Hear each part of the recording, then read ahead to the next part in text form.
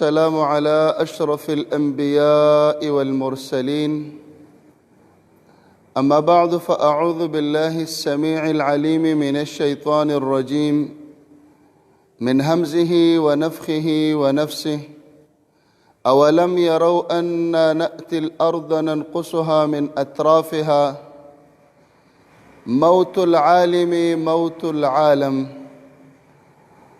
ډیرو قدرمنو محترمو مسلمانانو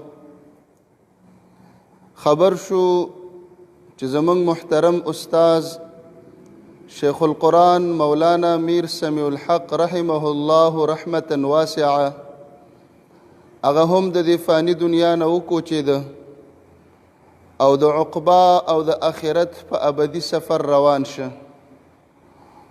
حقیقتا موږ ټول د دې دنیا نه روان یو، خو زه بعضې انسانانو مرګ او وفات او تلل هغه تشه ډکېدل بیا ډېره سخته وي. حسن بصري رحمت الله علیه فرمایي موت العالم ثلمة فی الاسلام، د عالم مرګ په اسلام کې هغه کنډو دی او هغه تشه او ماتې ده لا یسدها چې دغه کنډو او دغه تشه او ماته شپه او ورځ چې تیره شي دا نه ډکېږي.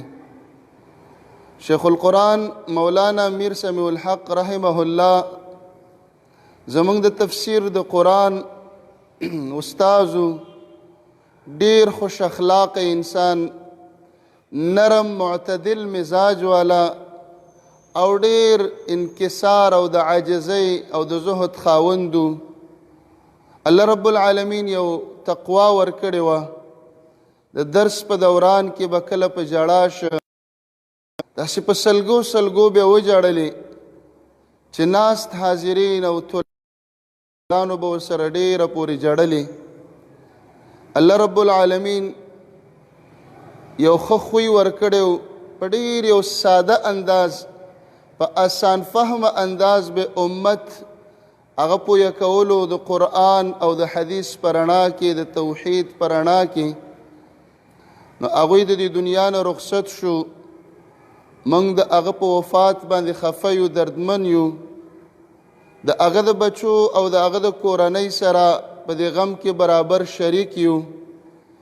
زمونږ هم استاز و روحاني پلارمو، الله رب العالمین دې هغه ته مغفرت نصیب کړي او الله رب العالمین دې د هغه جهان د آخرت کور ښایسته کړي. د شیخ القرآن مولانا محمد طاهر رحمت الله علیه د هغه په مشرانو شاګردانو کې لکه څرنګه چې شیخ القرآن علامه سید عبدالسلام الرستمي رحمت الله علیه رحمتا واسعه زمونږ استازو، همدغه شان شیخ القرآن مولانا میر سمیع الحق رحمه الله هم زمونږ استازو. د دې ټولو نه د الله رب العالمین راضي شي. زه د هغه کورنۍ ته، ملګرو ته، دوستانو ته او ټول امت مسلمه ته او ځان ته تسلیت وړاندې کوم. لله ما اخذ وله ما اعطى وكل شيء عنده بأجل مسمى فلتصبروا ولتحتسبوا إنا لله وإنا إليه راجعون.